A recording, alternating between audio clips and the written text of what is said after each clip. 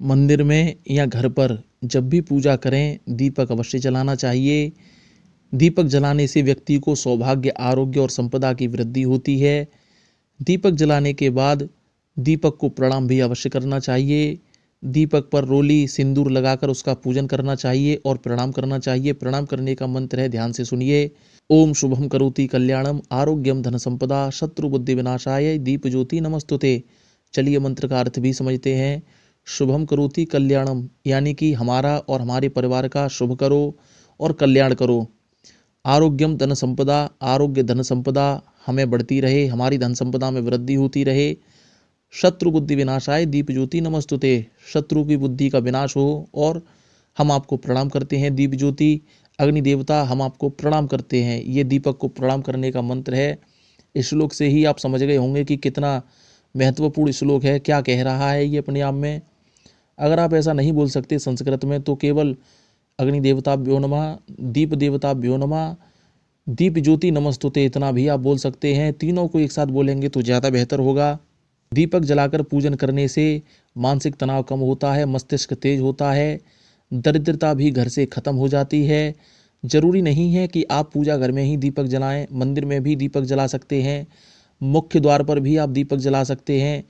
दीपक जलाने से वायुमंडल में ऑक्सीजन की बढ़ोतरी होती है, वंश बढ़ता है, इसलिए आपको दीपक अवश्य जलाना चाहिए। और जब आप पूजा करते हैं अपने मंदिर में बैठ के तो दीपक जो है आपकी पूजा की गवाही होती है, वो उसका साक्षी है कि हाँ आपने आज पूजन किया। तो दीपक के जो अग्नि देवता होते हैं वो आपकी पूजा की गवाही देते हैं, वो साक्षी होते हैं कि हाँ आपने पूजन किया। इसलिए पूजन आपको दीपक जलाकर ही करना चाहिए। यदि आप बिना दीपक जलाकर पूजन करते हैं तो आपका पूजन सार्थक नहीं हो सकता, इसलिए दीपक अवश्य जलाएं। बड़े बड़े तीर्थ स्थान, मंदिर, इन सभी में भी अखंड ज्योति जलती रहती है और नगर, शहर, कस्बे इनमें भी जो मंदिर होते हैं उनमें भी अखंड ज्योति जलती रहती है।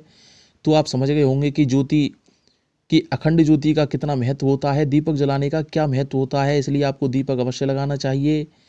गाय के घी का दीपक जलाने से लगभग 8 से 10 मीटर तक सकारात्मक ऊर्जा का प्रभाव बना रहता है। इतनी एरिया में किसी भी प्रकार की कोई नकारात्मक शक्ति प्रवेश नहीं कर सकती और यदि वहाँ पर कोई नकारात्मक ऊर्जा होती है तो वहाँ से समाप्त हो जाती है, हट जाती है। भैंस के घी से भी दीपक जलाने पर आपको सकारात्मक परिणाम मिलते हैं, लेकिन भैंस के घी का जो दीपक जलाया जाता है उसकी ऊर्जा का संचार केवल 3-4 मीटर तक ही होता है। तेल का दीपक जलाने पर इसकी ऊर्जा 1, 1.5 या 2 मीटर तक ही होती है। ये अपनी ऊर्जा का प्रभाव केवल 1.5-2 मीटर तक ही बना सकता है तेल का दीपक। अब आप स्वयं निर्णय कर लीजिए कि आपको दीपक किसका जलाना है, गाय के घी का, भैंस के घी का या फिर तेल का जलाना है, जैसी आपकी इच्छा हो। लेकिन दीपक अवश्य जलाइए।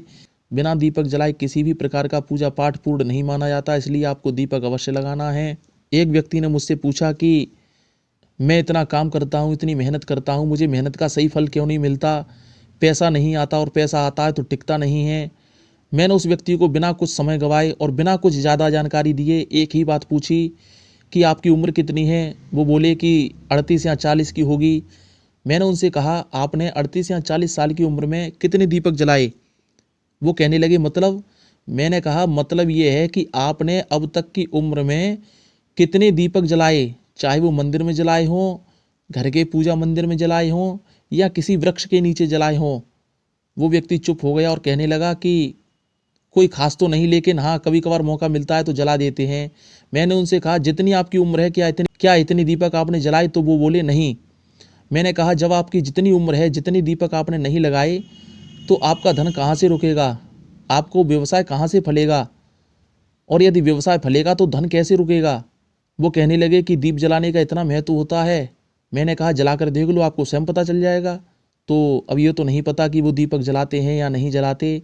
कहने का भावार्थ यही है कि दीपक जलाने का बहुत ही महत्व शास्त्रों में बताया गया है। आपने देखा भी होगा कि दीपदान, दीपावली पर दीपदान, प्रत्येक त्यौहार पर दीपदान किया जाता है। कुछ माता बहनें और भाई जलाशय या सरोवर के किनारे बैठकर भी दीपदान करते हैं, दीप जलाते हैं। और अक्सर कुछ लोग ये भी पूछते हैं कि हमारे पितृ हमसे रुष्ट हैं, हमने सपने में अपने पितृ देखे। तो नॉर्मल से साधारण रूप में ज्योतिषी आपको यही बताते हैं कि पीपल के नीचे दीपक जलाओ, सरोवर में दीपदान करो, नदी तट पर दीपदान करो। तो दीपदान का बहुत महत्व होता है, इसलिए आपको दीपक अवश्य जलाना चाहिए। चैनल को सब्सक्राइब कीजिए, वीडियो शेयर कीजिए। ऐसे ही वीडियो आपको हमेशा मिलते रहेंगे। आप अपने ज्ञान में वृद्धि करते रहिए। ओम नमो भगवते वासुदेवाय।